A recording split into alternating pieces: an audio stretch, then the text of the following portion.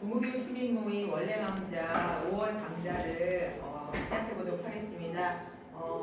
5월은 지금 모두 다 심각함을 느끼고 계시는 스마트폰으로 인해서 아이들이 겪고 있는 다양한 문제들, 저는 이제 학교에서 교사인데 아이들이 진짜 집중력, 기억력, 그리고 이제 관계 모든 문제에서 스마트폰이 굉장히 어려움 겪고 있는 게 많습니다. 이런 분들에 대해서 불안세대라는 책을 10대를 위해서 내놓은 10대를 위한 불안세대를 주도서라해서 오늘 함께 이야기를 나눠보도록 하겠습니다. 그러면 오늘 진행해 주실 저희 대표님을 소개하도록 하겠습니다.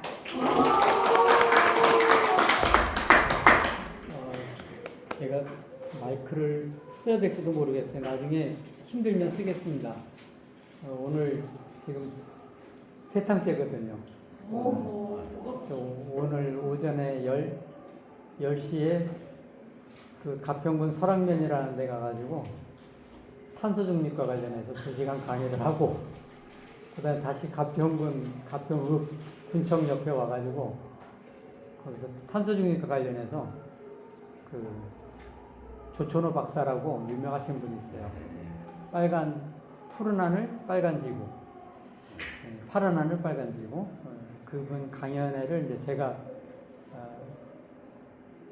접촉을 해서 모시고 2시간 강연하고 잠깐 끝나고 회의하고서 또 다시 르봉빵을 가평에서 공수해가지고 일로 와서 이제 이 이야기를 시작을 합니다.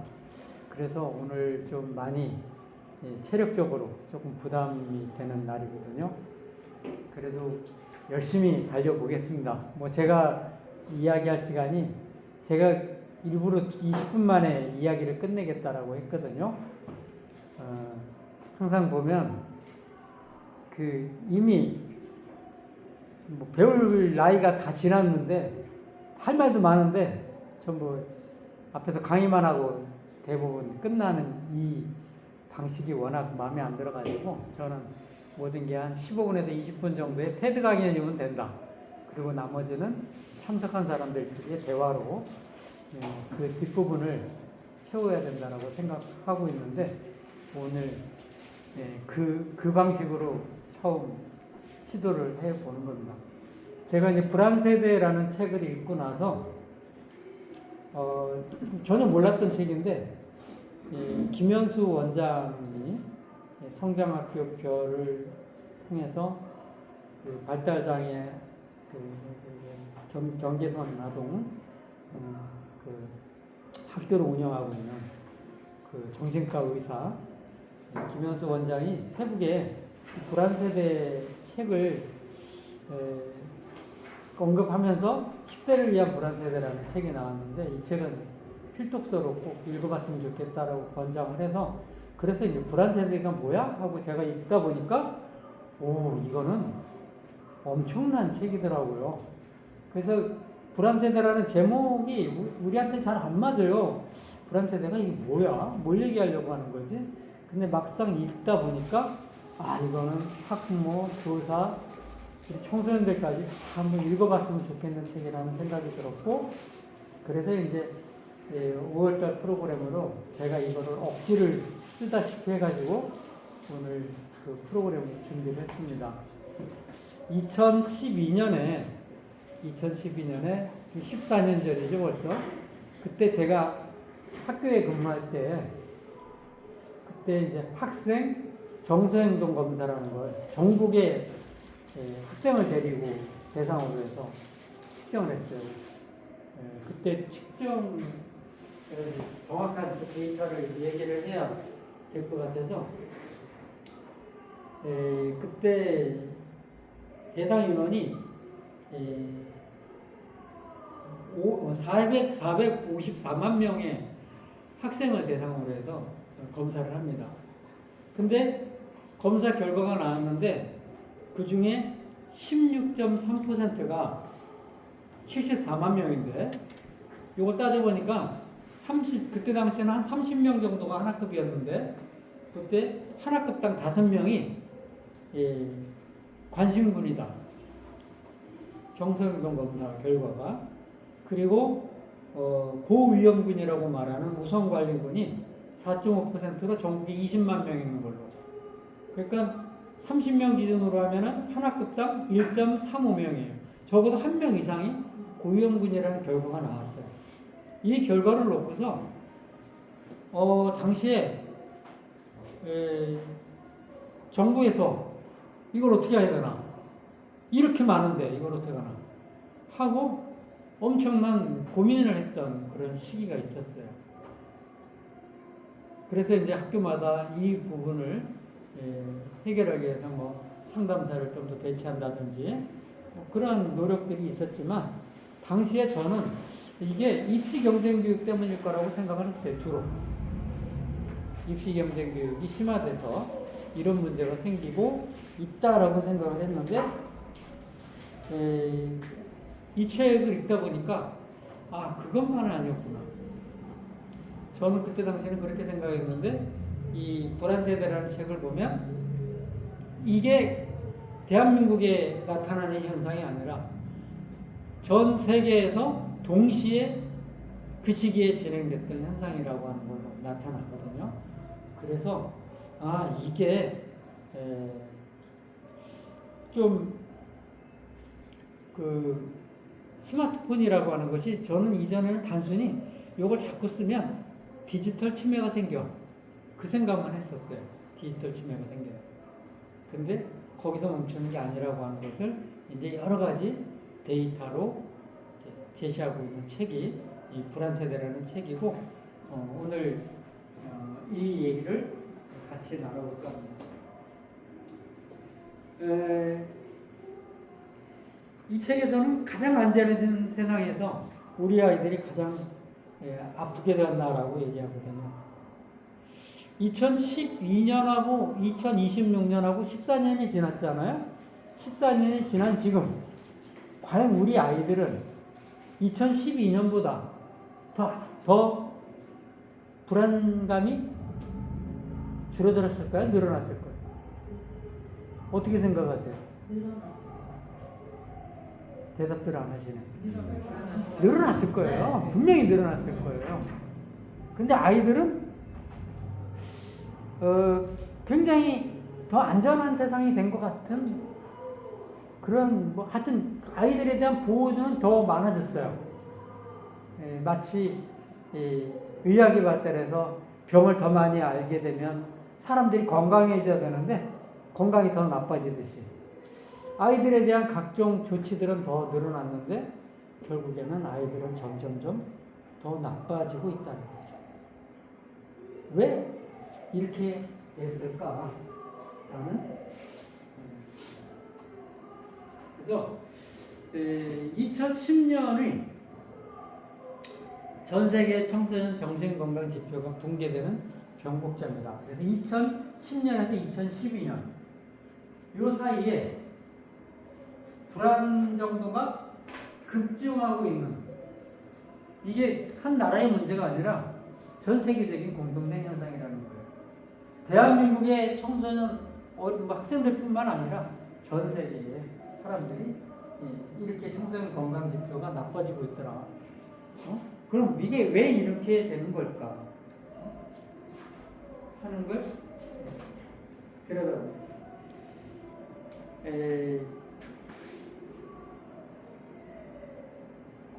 이제 그 세대로 구분할 때 밀레니엄 세대라고 있죠. 그런 얘기 들어봤잖아요. 밀레니엄 세대가 1981년에서 1995년 사이에 태어난 그 세대래요. 제가 이제 아들, 딸이 합쳐서 셋인데 얘네들이 다 밀레니엄 세대입니다. 그 1996년부터 2009년 정도까지, 2010년까지 요때를 Z세대라고 부른대요. Z세대의 아이들인 공통점이 있는데 이게 뭐냐면 디지털 환경에서 성장을 했다는 거예요. 그리고 이 아이들이 사춘기가 되는 시기 1996년에 태어난 아이가 만 15세가 되는 그때가 2010년 정도가 됩니다. 그러니까 그 아이들이 겪었던 디지털 문명이 결국엔 조금과 같은 불안의 어떤 커다란 증가를 보이게 되는데, 여기에 핵심적으로 등장하는 사건이 2007년에 아이폰이 출시가 돼요. 그리고 2009년에는 좋아요, 리트윗 하는 그런 뭐 페이스북이라든지 인스타그램이라든지 이런 것들이 이제 세상에 막 등장을 합니다. 근데 2009년 이전까지의 소셜미디어의 특징은 주로 친구와 소통을 유지하는 수단으로 쓰였대요. 즉 피드백이 별로 없었대요, 그때까지는. 근데 2009년 인스타그램 생기고 페이스북 생기고 그러면서 좋아요, 화나요, 기뻐요 뭐 이런 것들을 눌러가면서 즉각적인 피드백들이 막 생겨나고, 그런 것들이 이제 아이들한테 심각한 영향을 초래했다라고 이 저자는 여러 가지 데이터를 이용해서 제기하고 있어요. 그래서 이 2010년 요 시기쯤이 굉장히 중요한, 기술이 엄청나게 아이들을 파괴적으로 이렇게 만들어내고, 그 다음에 양육 방식에 있어서는 뒷부분에 다시 나오겠지만 엄청나게 아이들에 대한 과잉 보호가 진행이 된 것이 있어요. 그래서 이제 이 얘기를 통해서 이 저자는 놀이 기반 아동기하고 스마트폰 기반 아동기로 이렇게 분해를 하면서 스마트폰이 보급되고 무한 스크롤을 통해서 할 수 있는 계속 리트윗 이런 것이 가능한 SNS가 등장을 하면서 청소년의 뇌를 지배하는, 다시 이게 재배선하는 그런 계기로 작동을 했다라고 보고 있습니다. 그래서 놀이 기반 아동기라고 하는 것은 우리는 어린 시절에 다 놀면서 컸어요. 심지어는 저의 어린 시절을 생각해 보면 친구하고 같이 집에서 한 20분 정도 걸어갑니다. 길을 따라서. 부모가 동행도 안 해요. 그리고 나뿐만 아니라 대부분 다 거의 모든 아이들이 다 각자 학교에 교실에 모입니다. 그리고 나중에 끝나면 아이들하고 동네 공터에 모여서 놀죠. 지금도 가장 좋아하는 놀이 제목이 봄들기라는 놀이를 했던 기억이 나요. 봄들기. 봄이 들어오는 봄들기. 그 굿을 가져가는 놀이인데요. 겨울에 맨 땅에다 이렇게 발꿈치로 구멍을 이렇게 내, 뒤꿈치로. 그래서 이렇게 네 군데다가 구멍을 내놓고 구슬을 던져서 그 구멍에 톡 빠지고, 그러면 다시 돌아오고, 이게 몇 년 났냐 그렇게 해가지고 하는데, 그때 겨울에서 봄들기라는 이름을 통해서 이 추운 겨울에 봄이 빨리 골로 들어왔으면 좋겠다라는 이름을 가지고 있는 봄들기 놀이. 친구들하고 모이면 그런 것도 하고 구슬치기 여러 가지 노는데, 그때는 놀이를 다 만들어서 했어요. 근데 지금의 아이들은 스마트폰을 주머니에 넣고 다니기 시작하면서 이제 그런 놀이 기반이 사라지게 되는 겁니다. 그래서 보통 이 놀이 기반 아동기가 스마트폰 기반 아동기로 교체되는 시기가 1980년부터 2010년 중반까지 계속 진행이 돼요. 제가 우리 아들 녀석이 87년생인데 걔도 성장 과정에서 컴퓨터를 통해서 게임을 하려고 막 그래요. 그래서 제가 주말만 해라. 그래서 주말만 했더니 그랬더니 뭐라고 얘기하냐면 중학교 1학년 때 저기 요 앞에 친구 개똥이는 매일 PC방에 가는데 나는 PC방을 가는 것도 아니고 집에서 컴퓨터를 하겠다는데 왜 못하냐. 그래서 2년 지나고 나서 중3 때 서로 얼마나 변화의 차이, 생각의 차이가 있는지 네가 나중에 알게 될 거다 하고 이야기를 하면서 아이를 통제를 했어요. 난 그 통제는 유효했다라고 봅니다. 그래서 2010년, 2015년 그 시기까지 아이들이 점차 PC에서 게임기에서 스마트폰으로 가면서 점점 이렇게 개인용 전자기구에 몰두하게 되는 이런 변화가 쭉 진행된다는 거예요. 그래서 이제 점점 놀이는 상실되고 스마트폰이 가상세계의 놀이로 이렇게 대신하는데 이 가상세계의 놀이와 실제 현실에서의 놀이의 그 차이들 그런 것들은 굉장히 큰데 과거에 놀이 기반 아이들은 아동기를 보는 아이들은 신체 활동을 통해서 세상과 물리적으로 부딪히는 감각을 익혔고요. 또 통제라는 위험을 겪으면서 배우는 한계점들을 스스로 느껴요. 놀다가 다치기도 합니다. 그러면 이러면 다치는구나. 그러면서 다음에 안 다치는 방법을 찾고 또 어른의 개입 없이 아이들끼리 서로 룰을 만들어가면서 그 룰을 지켜가면서 서로 놀아요. 그 다음에 작은 실패와 상처를 통해서 심리적으로 면역체계를 가지게 돼요. 이런 것들이 놀이 기반 아동기를 보낸 아이들이 놀이를 통해서 배우는 거예요. 그래서 단순한 놀학이 아니고 현실 세계에 살아남기 위해서 내 구조를 튼튼하게 하는 필수적인 면역체계 구축 과정이다라고 저자는 이야기하고 있어요. 근데 이것이 이제 스마트 기반 아동기를 보낸 아이들한테는 이런 과정이 다 생략된다는 거예요. 그러니까 결국은 심리적인 그 면역체계의 구축 과정을 갖지 못하고 현실 세계에 살아나기가 어려워지는 거예요. 그러니까 지금 대학생이 돼가지고도 이제 과외를 해야 되는 이러한 상황이 되기도 하고 모든 걸 다 부모 의존적으로. 그리고 대한민국에서 제일 똘똘한 사람들이 얼마 전까지 공무원 시험을 봤어요. 근데 공무원을 뽑아놨더니 선배 공무원들이 한 10년, 20년 선배들이 볼 때 똘똘하기는 한데 일머리가 없어. 일을 못해. 그 구체적으로 요걸 지시를 해줘요. 그때 일을 한다는 거예요. 그 시험 번호 갔다 와서 또 100점 받아온대. 그러니까 머리는 좋은데 사회관계성이 없다 보니까 일을 어떻게 될지를 모르는 이런 상황. 그래서 이 스마트 기반 아동기를 보는 아이들은 경험이 파편해진대요. 쇼폼이라고 우리가 셔츠 요즘에 많이 보잖아요. 그죠? 틱톡 많이 보고. 이런 게 몰입할 시간은 안 줘. 좀만 길면 지루해. 금방 돼. 그래서 그걸 경험의 파편화라고 얘기하고 있고요. 끊임없이 도파민이 뇌에 형성됩니다. 이런 걸 보면서. 거기에 자극이 길들여져가지고 이제 주의력이 결핍이 된다는 거예요.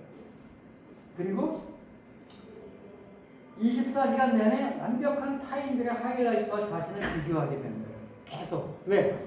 좋아요, 화나요 하는 또 이런 그 피드백을 받으면서 계속 자기 자신을 늘 타인과 이렇게 타인의 관계 속에서 자신을 살 때 그러다 보니까 또 스크린 블루라이트와 알리를 붙여서 회복의 시간이 필요한 만성 수면 부족에도 시달리게 돼요. 그래서 심지어는 굉장히 똘똘한 아이가 고등학교 때 거의 폐인이 되더라고요. 게임 속에서 빠져가는. 그래서 이것이 근데 요게 굉장히 중요한 문제가 되는 게요.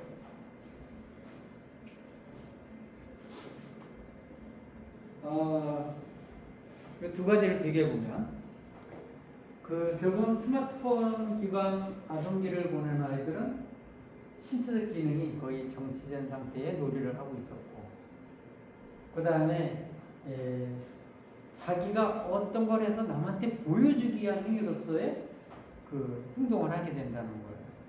남의 판단을 기대하고 즉각적인 판단 이런 것도. 그래서 끊임없이 배제하고 비교하는 이런 활동. 반면에 놀이 기반 아동기를 보낸 아이들은 그래서 지금 생각해보면 우리 어린 시절에 공부는 못했지만 나중에 사회 나가서 잘 사는 친구들이 너무 많았던 거예요. 그 우리 고등학교 동창 가잖아요, 지금? 제가 이제 남강고등학교 3기인데, 아이, 가면은 제 찌질이, 그런 애들이, 뭐 사자말 하네, 뭐 해네, 뭐 술 한잔 내가 사지, 뭐 그러고 있어요. 이게 저는 그런 힘들이 어디서 나오냐면, 결국에 놀이기반 아동기를 잘 보냈기 때문에 그 힘들이 축적돼서 나온다고 저는 생각해요. 근데 스마트폰 기반 아동기를 보낸 아이들은 그렇게 못 살더라는 거예요.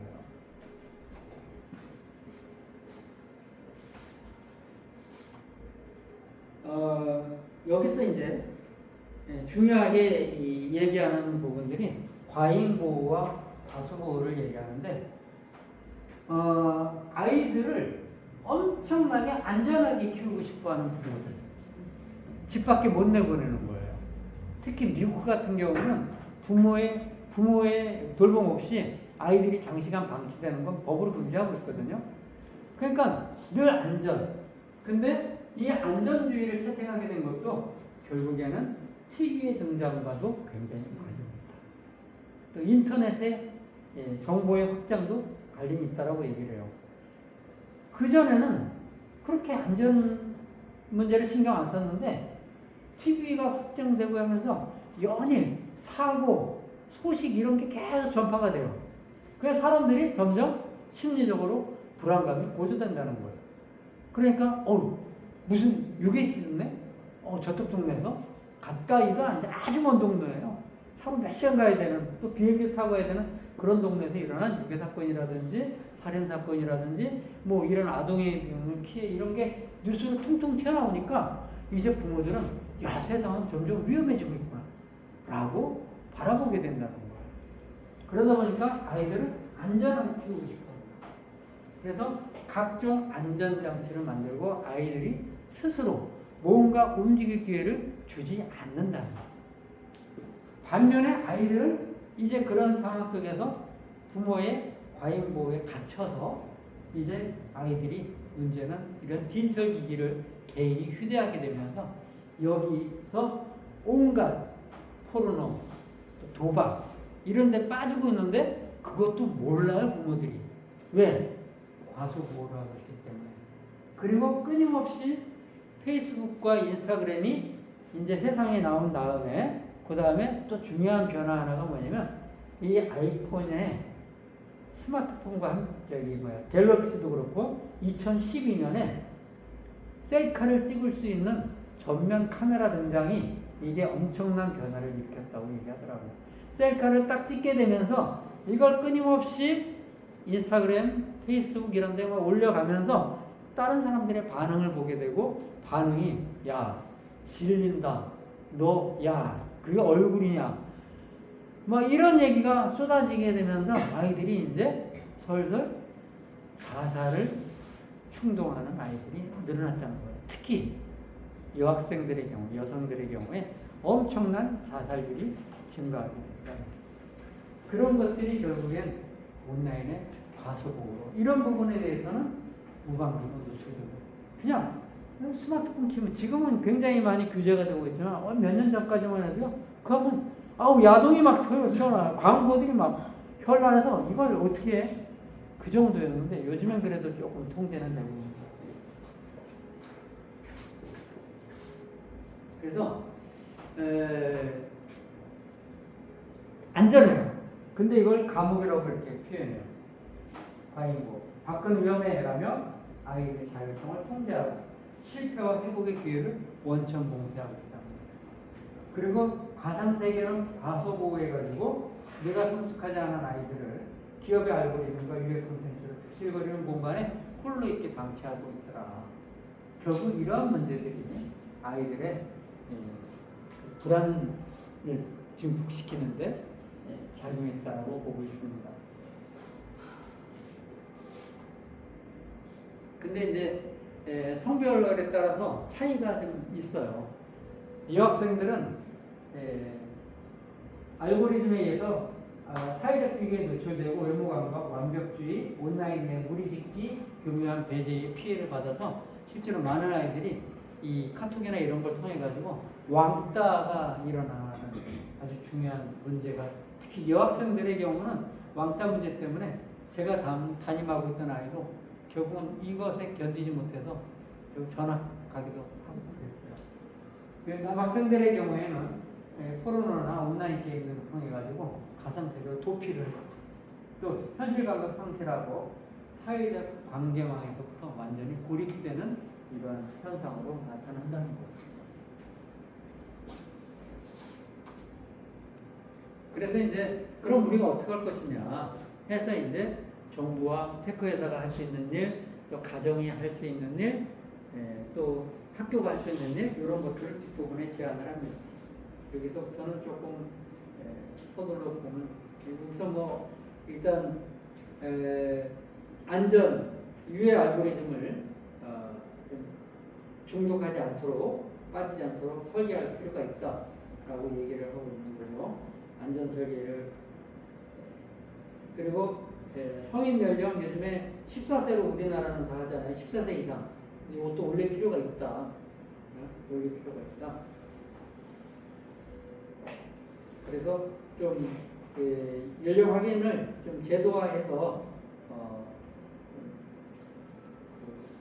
확실하게 연령 확인을 해서 통과시켜야 된다. 또 스마트폰 없는 학교를 장려해야 된다라는 얘기도 합니다. 이 사례는 나중에 신현중학교나 여러 학교의 사례에서도 어떻게 하면은 스마트폰을 이용하지 않는 학교로 바꿔나갈 수 있는 사례도 있으니까 얘기를 할 것이 있을 것 같고요. 학교 내에서 놀이를 확대하는 거. 그래서 이제 특히 혁신학교를 중심으로 해 초등학교는 뭐 혁신학교가 아닌 학교는 쉬는 시간에 애들도 밖에 못 나가게 딱 담임이 막아요. 위험하다고. 근데 혁신학교 같은 경우에는 쉬는 시간 20분 늘려가지고 아이들이 여러 가지 다양한 활동을 할 수 있도록 만들기도 하는데 감독 없는 자유놀이를 경험할 수 있도록 만들어져야 된다는 얘기를 하고 있고요. 그 다음에 아동 친화적인 도시를 설계를 해서 이 바깥으로 아이들 스스로 혼자서라도 바깥에 나갔을 때 좀 더 안전하게 그 부모의 보호로부터 안전이 아니라 사회가 좀 안전하게 아이들을 스스로 놀이기반으로 옮겨가면서 안전하게 보낼 수 있는 시스템들을 만들어야 된다. 그리고 이제 실제 세계에서 배울 수 있도록 실질적인 성장 경로를 제공해야 된다. 그래서 이제 이런 것들을 통해서 이제 좀 아이들이 현실 세계에 지금 나타나고 있는 문제들을 확대를 해야 된다. 그래서 아까 얘기한 뭐 주의 국민 명시하고 14세 이상, 그 다음에 연령 확인 제도를 강화시키고 스마트폰 없는 학교, 여기에 부모 처벌 증가는 미국에서 부모의 과잉보호에 대한 그런 그 처벌을 중단해야 된다 하는 얘기고요. 자유놀이를 확대하고 아동 친화적인 도시를 설계하고 그 다음에 실질적으로 체험 중심의 그런 프로그램을 강화해서 아이들을 좀 잘 키워낼 수 있으면 좋겠다라고 제안을 하고 있습니다. 그래서 이 책의 그 뒷부분에 가면 4가지 양대와 약속을 하자. 그래서 졸업전까지, 중학교 졸업전까지 스마트폰을 금지시키자. 실제로 스페인과 어느 나라가 지금 이 스마트폰을 학교에서 아예 금지하는 법을 통과시켰어요. 아니, 그러니까 학교뿐만 아니라 아동들한테는 스마트폰 주지 마라 하고 법을 만들어서 통과시킵니다. 그게 아마 올해인가 그래요. 그런 나라가 이제 등장을 했습니다. 이 유해성을 국가적으로 합의를 한 거죠. 학교 내 스마트폰 전면 금지하고, 그 다음에 14세 미만의 소셜미디어 가입을 금지시켜야 된다. 감독 없는 놀이 시간을 대폭 확대를 해줘야 한다. 이렇게 네 가지가 진행되려면 이거는 서로 이거 가치를 만들어내기 위해서 연대하고 그 약속이 함께 이루어지지 않으면 안 된다는 거예요. 그래서 오늘 제가 이제 그 두꺼운 책, 불안세대라는 두꺼운 책을 10대를 위한 불안세대로 요약해 놓은 그 책의 내용을 기반으로 해서 쭉 내용 설명을 했는데 부족한 부분도 있을 거예요. 제가 그쪽 분야 전문가는 아니니까. 그러나 문제는 쭉 어느 쪽에서 이렇게 다뤄지고 있는지에 대해서 나왔을 것 같습니다. 그래서 이제 토론을 제가 벌써 30분을 썼네요. 네. 어떻게 테이블을 네. 나누지도 않는 것 동그랗게 이렇게 서로 마주보고 아, 예. 예. 원래는 저희가 한 15명 정도 참여할 줄 알고 3개의 모둠으로 나눠서 모둠 토론하려고 생각을 했는데 참가자가 많지 않아서 그냥